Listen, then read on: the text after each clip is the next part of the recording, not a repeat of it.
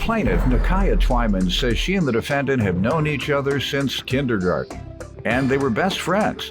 But Nakiah claims the defendant had a severe drinking problem. Nakiah claims one night when the defendant was drunk, he accidentally shot her in the arm, so she's suing him for pain and suffering. Defendant Quentin Lee admits that he started drinking when he was 16 years old, and he became an addict by age 21. Quentin claims he eventually put himself in rehab, and he's been sober for 6 months, and he's here today to take full responsibility for his actions. Let me hear from you first. Me and the defendant, we've been best friends forever. We met each other probably about kindergarten, grew up together. He's more like a brother. Didn't even look at him as a friend. He's always been a hyper person, growing up knowing him, but sometimes he's laid back, sometimes he's hyper. He always had an issue with drinking. Even in kindergarten?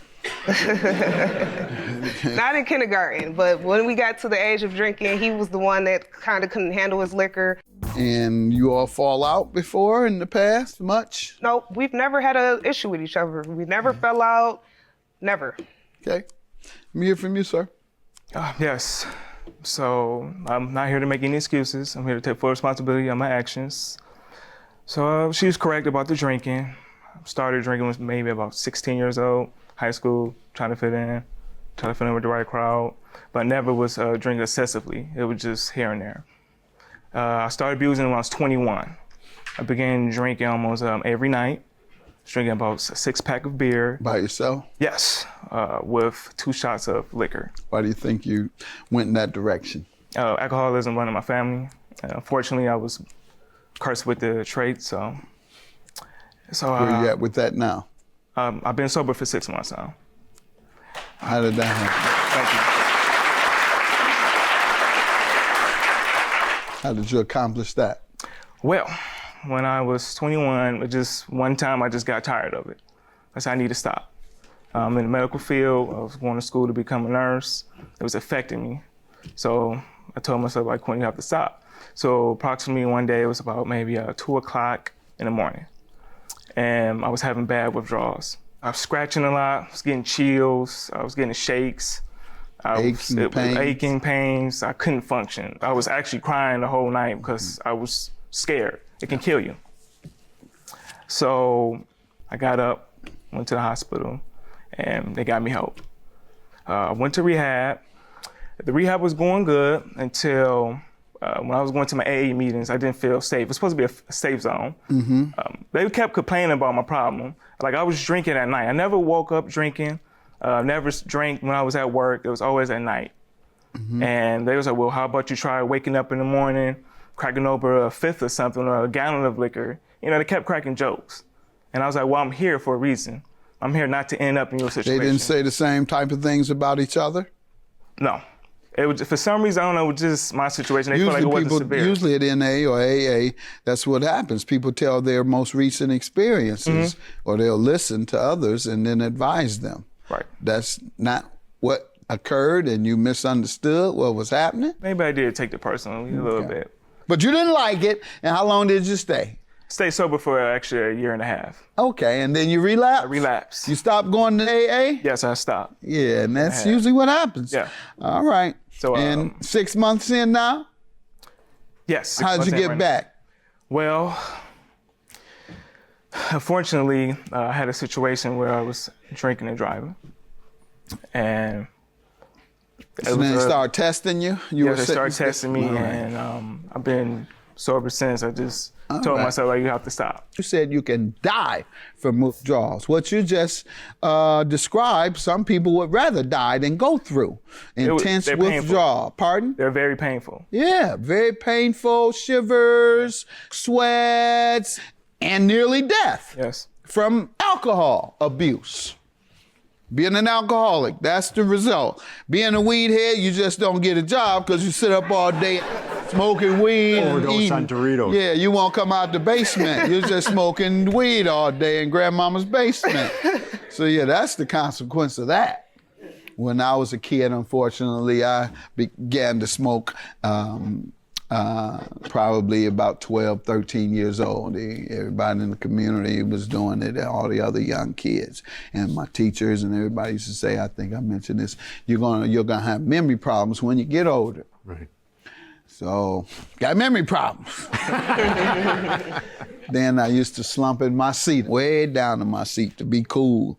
They used to tell me, Gregory, you're gonna have a back problem when you get older. Well, I got a back brace right back here, right? As I've said before, listen to your teachers. All right, so tell me why you're suing him. I'm suing my best friend because we got into an incident on July 31st of 2017. Quentin was intoxicated and he has a CCW and his gun accidentally went off because he was intoxicated and he shot himself and shot me. What was the result? The result of it, the bullet hit me in my arm. It shattered my ulnar bone. So I have a metal plate and 7 screws inside of my arm just for the bone to grow back properly. I also had 80% of nerve damage, and the doctors told me I would never have my feeling or my movement back in my hand for the rest of my life. You giving him a break, obviously, in terms of you're not trying to sue him for 50, 100,000, couple 100,000, because that's what she can get out of you. She got permanent damage. Permanent nerve damage. She probably can get more than that. And you can dismiss this, and depending on how much y'all friends in the future, that's what you would get. And perhaps from his insurance company, if you are, where did it occur? It occurred inside of his vehicle. Oh yeah, you can probably get auto insurance to pay that claim against him, I suspect. But you might want to dismiss this today and give it a shot at least his insurance, because you could win up to hundreds of thousands, perhaps millions of dollars. And I'll tell you why.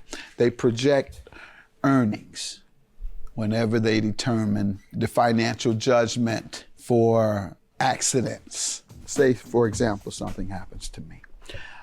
Say, whatever the case, I can't speak anymore because of what someone has done wrong, being negligent. Well, I'm gonna get a lot of money because that's what I use as my profession, is speaking. If it was my arm, I might get less. They'll say, okay, Judge, you can still make the same amount of money from now until you retire. But if it's something where I can't speak anymore, then I've lost my entire opportunity to make a high-level living, because that's how I make a high-level living, using my mouth. Correct. So everybody needs their arm, and there's no telling what job you might get in the future. Will you be able to write in the future? I can't write, Your Honor. Will you ever be able to? Before the surgery, it was basically like a lose-lose situation. I would either live the rest of my life with no feeling in my right hand and no movement in my right hand because I can't move my wrist and 3 fingers can't bend. So I can't even make a fist. Can't write, I can't do anything. And my right hand is my dominant hand. Right. If I did have the surgery, then I would just live the rest of my life with no feeling, but at some point I would be able to move it. I'm not gonna let you do this to yourself. And if you get a judgment and if his insurance won't pay for it, then we'll just see when and if he'll pay. The fact is, judgments last 20 years, a significant amount of time. For example, he hit the lottery. He come up with 20 million. Well, you should have sued and got your judgment. You could have got a couple of those million. Because they'll say, how old are you? 26. Yeah, they'll say 26 years old. There's no telling what you could be. See, I'm not gonna be a whole lot much more. Don't say. Maybe a lawyer after I retire. I can still be a lawyer. And so they would compute what I might make as a lawyer after I were to leave television. Probably wouldn't be as much, so that computation would be less. And so with you, they'll say she's 26, who knows? You can say, I intended to be something that exclusively uses your hands, that is very highly paying, and I can't think of what that might be. And surgeon. Be honest, a surgeon. I wanted to have my own construction company. Before I got shot, I did He home just told you to be a surgeon now. I think he's on to something. surgeon. But no, I'm just kidding. I do want to hear your goals. What are your goals? I wanted to run my own home improvement company before I was injured. That's what I was doing. And the fact is, you could build a home improvement company that includes several stores, franchises around the country. Who knows? You're 26, you have at least 50 good working years. You could be highly successful. You could have been a multi-millionaire if your home improvement company takes off. But now it's questionable. So, hey, no, I'm not going to let you do this to yourself. Thank you, Your Honor. No, That's honest. no. Better go get your money, girl. Your claim is dismissed today. Have a good day. Our friendship, I hope that maybe we could work on it and we could get it back to what it used to be. I didn't want this to come between us, so that's why we ended up here in court. I knew that I could sue him for more money, but it wasn't about the money. I wanted him to be there with me through this process and realize that he messed me up for my life. Yeah, like I said, I love her. I'll always love her. I made a big mistake, and I'm a man up to it, own up to it. I'm not gonna let this affect our relationship. Again, it's not always about the money. And I just want to say out there, just if you are holding a firearm, just be careful, be cautious of what you do. And when they say don't drink, and hold our firearm.